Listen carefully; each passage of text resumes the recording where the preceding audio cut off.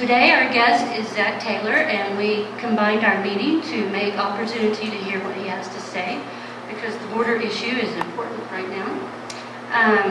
He was a Border Patrol agent all the way from 1976 to 2003, and some of that time was in McAllen, Texas, and you've noticed that was on the news lately with the Texas governor. And to Nogales, Arizona, I don't know if I said that right. It is the epicenter of the most active and alien smuggling corridor in the U.S. border, on the U.S. border. That is where Mr. Taylor held a supervisory position, and now he is the charter member of the National Association Former Border Patrol Officers. Thank you. It's kind of a long acronym there. And has testified before Congress as an expert witness concerning criminal activity in wilderness areas. Thank you, Mr. Taylor, for being here.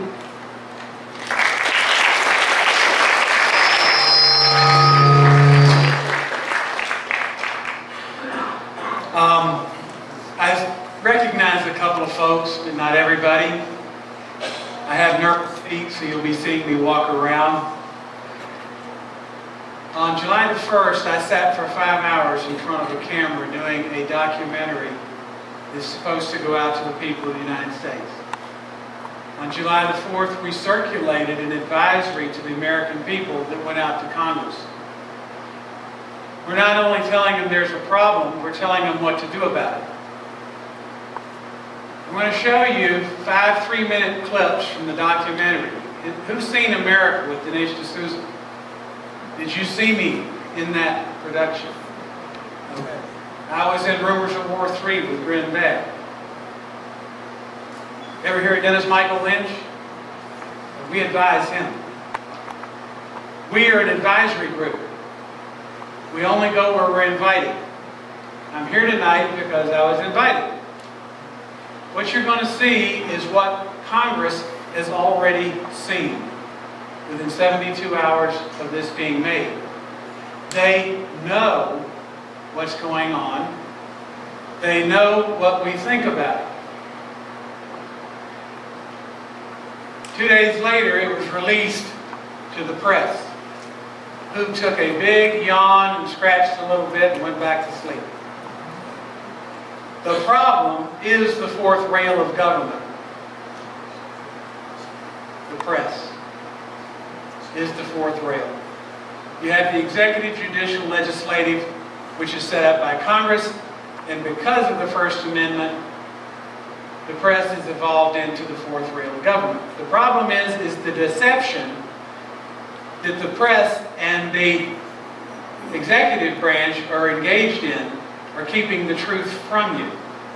And that is the purpose of this series that is going to be playing pretty soon. So you're going to get a preview of what's going on. When that's over, I'll talk to you a little bit, but I want to hear what you've got to say, too. And I'll stay as long as you've got to say it. So if you'll take a minute, it's only 14 minutes and some change, but yeah, that's me. Pretty clear, isn't it? I'll take questions at the end. Let me explain this to you very carefully. What has been under attack, and you know this, long before this particular immigration crisis came to be, is that the American family has been under attack. The American family is what makes America, America. Where did they start? They started in the schools. They started with the teachers, and they started with the colleges. And they moved out with policy. More and more federal control, more and more state control, less and less local control. We started this meeting with an invocation of the Pledge of Allegiance. Does that still happen in the public schools? Huh. What happened to the Boy Scouts? It kind of changed the 12 points of the Scout law, didn't it? Is it not obvious that the American family is what is under attack. Okay? As you heard me say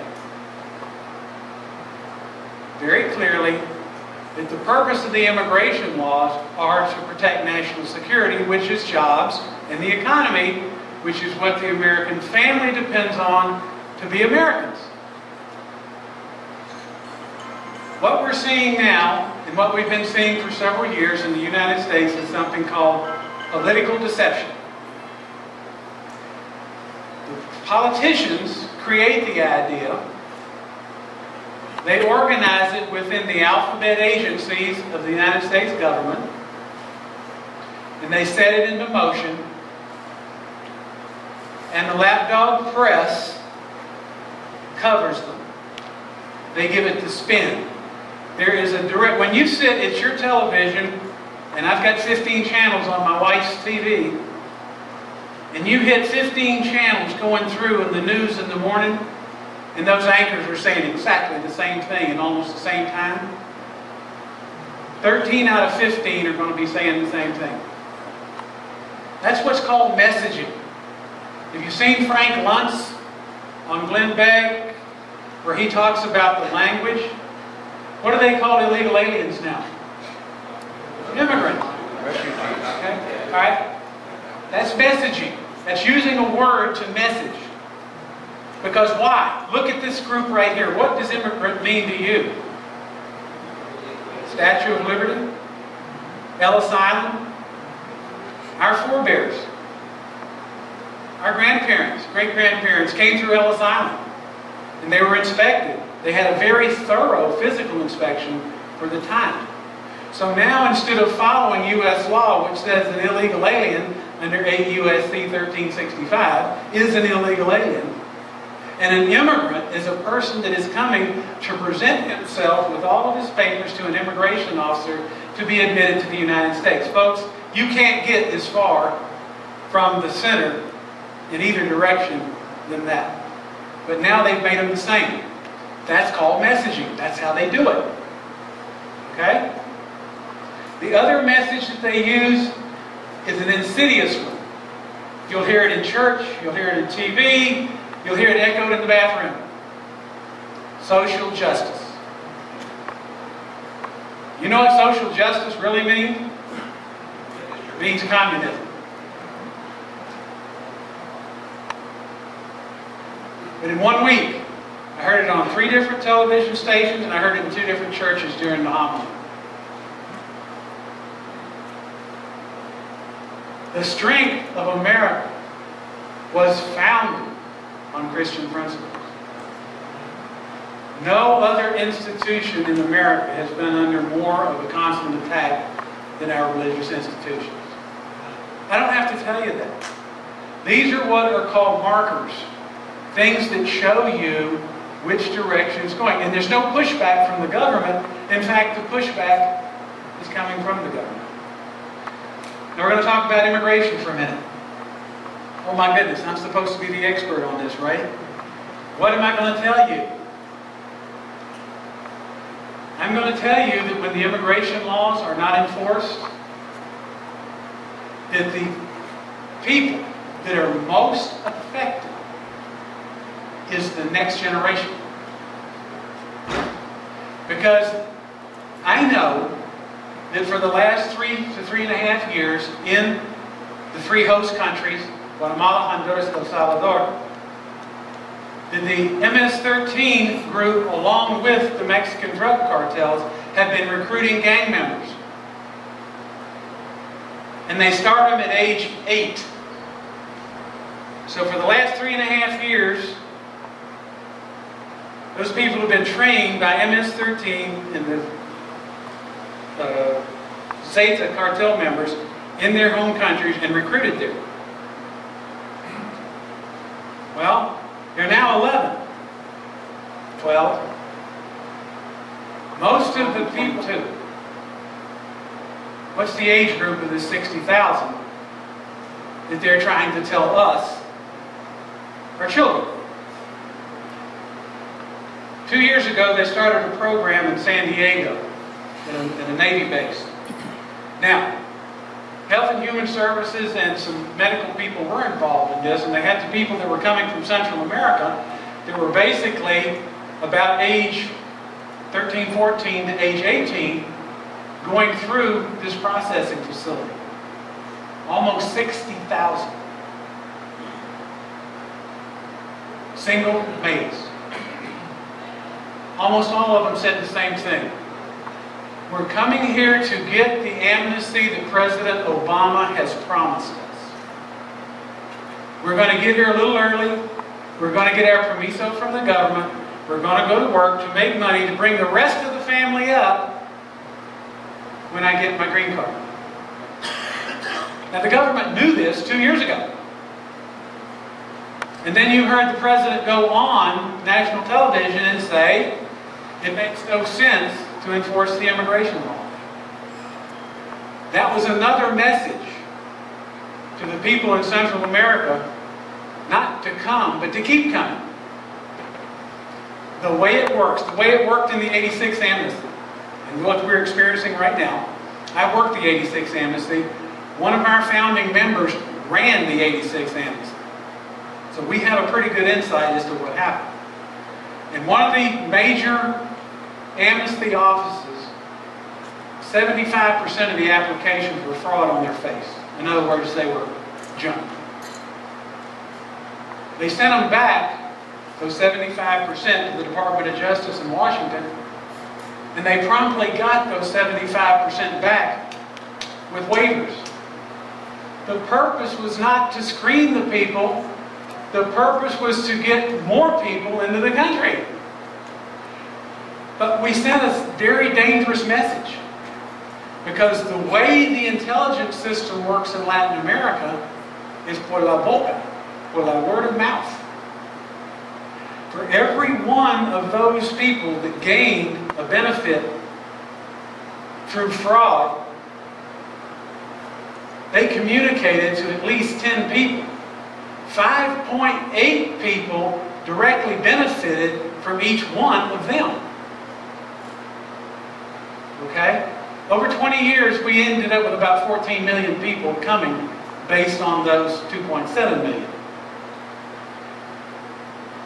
So what has been happening is the word has been going out to Central America. Come on up, get your permiso. If you're a certain age group, you'll get your permiso, you can come in, you can stay. Once they get that permiso and they're set free by immigration, the rest of it doesn't matter. Because they know it's going to be anywhere from 100 to 600 days before they're called for a hearing, and they've probably moved twice in that length of time.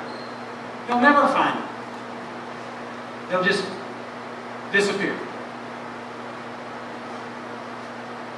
So when you've got 160,000 people, por la boca, talking on the cell phone. Did you see the kids on the top of the train coming in, talking on their cell phones? They're just talking back to their home country. Each one of those 160,000 to at least 10 different people and saying, come on up. So what you're going to see is like what you see in a storm surge and a hurricane. It's just going to keep coming and coming and coming. And you don't really realize this wall of water that you're dealing with here is being pushed from 200 miles away. Because what is coming at us right now is being pushed from Central America by the pull of this administration promising them and demonstrating to them every day that they're going to get a permiso once they get here. Now, who on TV is telling you that? Nobody. That's how it works. It's almost Fred Flintstone compared to the common technologies that we're used to dealing with every day. So when I say to you that this is intentional, that they've encouraged these people to come here, and then stop and look at what happened in the U.S. Senate last year. Senate Bill 744.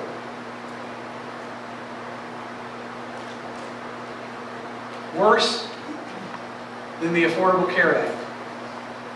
in the impact it's going to have on America. Because we as immigration officers can look at that and we can see, oh, we don't want to do that. It gives the illegal alien a priority for American jobs because the employer doesn't have to provide insurance for him if he's a full-time worker. So what's the employer going to do? He's going to fire the part-time worker, hire the full-time worker for less money, and not have to give him insurance. And the illegal alien is not going to have to pay the penalty that the citizen will. It directly favors the illegal alien. Well, that was passed in the U.S. Senate by a vote of 68. That's a pretty large majority in the Senate.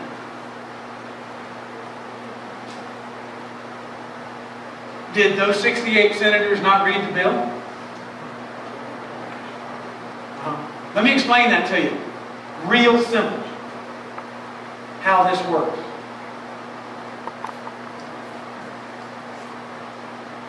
Folks, it's all about money. I had a U.S. Senator sit in his office and explain it to me one day. When we first started, as the National Association of Former Border Patrol Officers, we started going personally to these people and talking to them. And he more or less said to me, well, when you got about $23 million in the Treasury and about 178,000 members, come back and see me. Now, is that listening to the voice of the people? Ever remember a guy that's Speaker of the House named Everett Dirksen? I heard him, saw him on TV make the statement that money is the lubricant that makes politics work. It is the lubricant upon which it runs.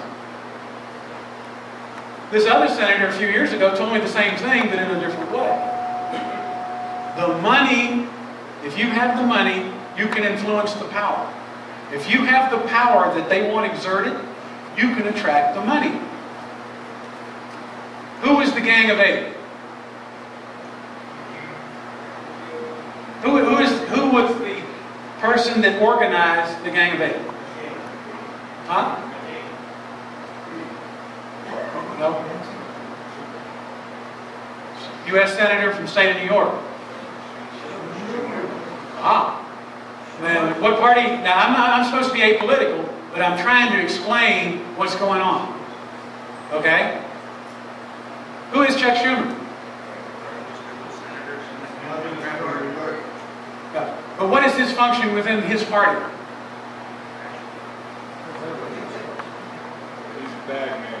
He's the Senatorial Campaign Committee Chairman. What is his job? To raise money to pay for campaigns for Democrat senators. Do you think he would be directly involved in this and leading the charge if it was not benefiting the campaigns? Think about that. All right? We know immigration has a lot of emotion attached to it. My family came from foreign countries. You can tell some of them came from Italy. But some of them came from Minorca, Mexico, France, you name it, Scotland. We're all products of immigration. But we're Americans first. What you're seeing right now in this surge in the border is a dilution of what is American. In other words, the exceptionalism that comes from birth into the American family up through the understanding of what made America and what it means to be an American is going to be diluted dramatically. Because they're not telling you about 3 million, they're telling you about 57,000. Now, when you think 3 million in 20 years is going to be 60 million, that would worry you. But you already know the impact on the economy if these 3 million unskilled workers are just suddenly put into our system. Tell me, really, seriously, we have a lot of mothers and grandmothers in here. How is a 25-year-old woman with 4 children coming here to the United States going to support herself? She's not going to do it. She's going to be on welfare. 2 years ago, 2012, 53% of the illegal aliens in the United States, by the government statistics, were on some form of public assistance. We all know that there are problems with the hospitals. We all know they get their basic services from the emergency room. And we all know that a lot of them, if you walk in there in a Border Patrol uniform, have business elsewhere. They're not quite so sick as they thought. So where are we and what needs to be done? My little organization says that it's simple. It's 20 pages, large print, and it just lays out what has to happen. And I'm going to tell you right now, building a border fence, after we've already got some 30-something million people in the country, not going to do any good. You're going to have to address the people that are here. Since this particular surge was invited, literally invited, by the President of the United States to come here, it's going to take the United States military and a United States military marked aircraft full of these people landing at the airport in their home country, opening the back of that C-130 and watching 1,000 of their countrymen walk out. And they'll see that over and over and over again on TV, and they'll know that the invitation from the President of the United States is no longer valid. Nothing else is going to reverse this. This is what has our people in Congress in a conundrum.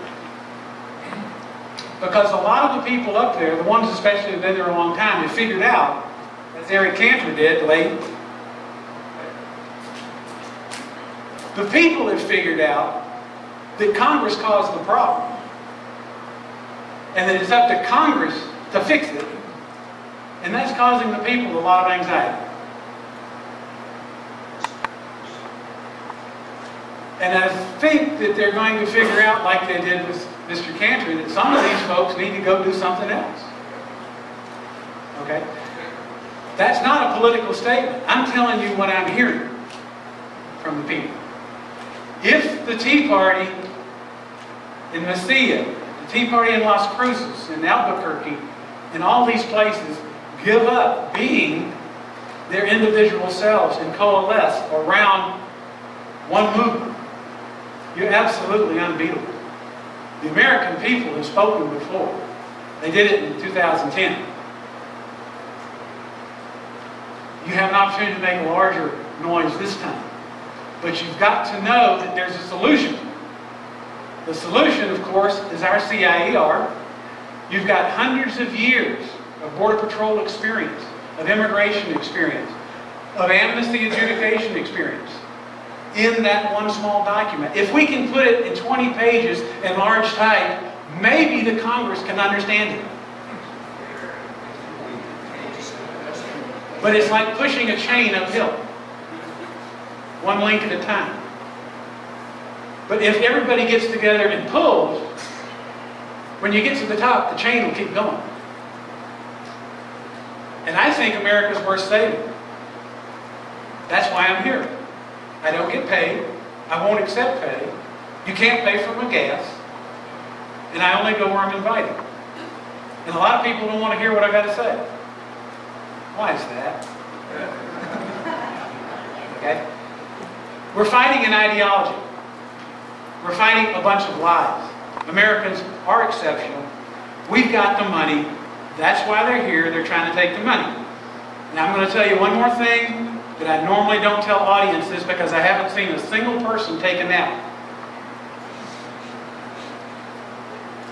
Some of these children that are coming up here are trained and proven assassins. They have already killed people. That is how they qualify to get sponsored here in the United States. And here's the way it works. When this person leaves his foreign country, he has a contact inside the United States that already works for one of these drug cartels. Person in the United States knows who this person is, probably has a photograph of him. They know each other. They know the child, by U.S. law, but by world standards, a very worldly person, has the telephone number and calls this person who claims to be his adult guardian, parent, whatever, and he comes down to the border and takes that person directly from custody, puts his arm around him and takes him back to Chicago, Illinois, to develop him and have him grow from the age of 12 or 14 up into manhood in the cartel organization, completely under the control of this person inside the United States. What is the benefit of that of the cartel? That individual knows nothing about the cartel except right where he is. He doesn't know if he's apprehended in his assassin's role, the worst he can do is turn in one person. In 2008, there was 120 cities in the United States had significant cartel presence. 2012, it went to about 2,000. Right now, it's probably over 4,000. What they've been doing since 2009 is stuffing their infrastructure. And their infrastructure are the people engaged in moving drugs and aliens and whatever else into the United States. And to a certain extent, things from inside the United States back to the foreign countries. The only reason they're here is to make money. Last week they found an Islamic prayer rug just south of the fence in Fort Huachuca in Arizona, and north of Falfurrias, 70 miles from the border, an Urdu to English language book. Urdu is the language that's spoken on the Pakistan-Afghanistan border. So while the Border Patrol agents are down here worrying with these kids, which they're only catching 10% of, so if they've caught 299,000, and that's 10%, how many are here? Well, see, they're not telling you that. These are the numbers they're not telling you. They're telling you they've got what's called a control situation. You heard me talk about a control situation. They've got you in a control situation. Another thing you don't know, and this affects Artesia, is the Jay Johnson, the Secretary of Homeland Security, was in the Appropriations Committee hearing Monday. He testified that his employees had specific instructions to go to the local governments and the people in the area where they're going to send these young aliens and get their confirmation and permission before they do it.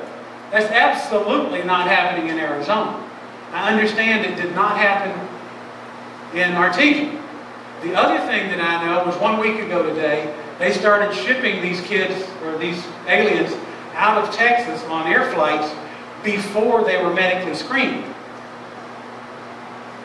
So who knows what they're arriving with.